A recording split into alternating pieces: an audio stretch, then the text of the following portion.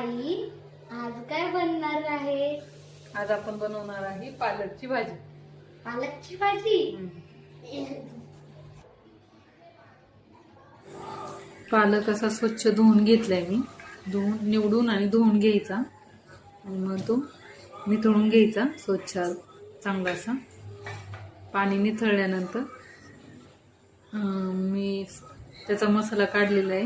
हिरव्या मिरच्या, लसूण, कढीपत्ता आणि शेंगदाणे खरपूस असे भाजून घ्यायचे.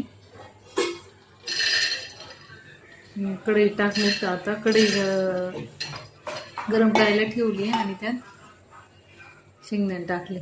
शेंगदाणे खरपूस भाजल्यानंतर पालक हे ना पोट साफ व्हायला आणि पौष्टिक असे कट करून बारीक कट करायचे. जरा कट केल्यानंतर तोपर्यंत साईडला शेंगदाणे भाजून घ्यायचे.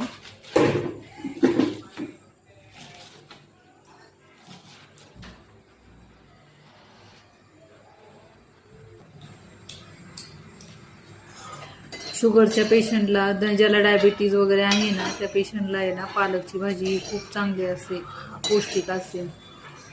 मी आता हे शेंगदाणे भाजून घेतले. शेंगदाणे भाजून घेतल्यानंतर हिरव्या मिरच्या पण भाजून घ्यायच्या, म्हणजे त्यांची टेस्ट आहे ना अशी उग्रट अशी लागत नाही, छान लागते.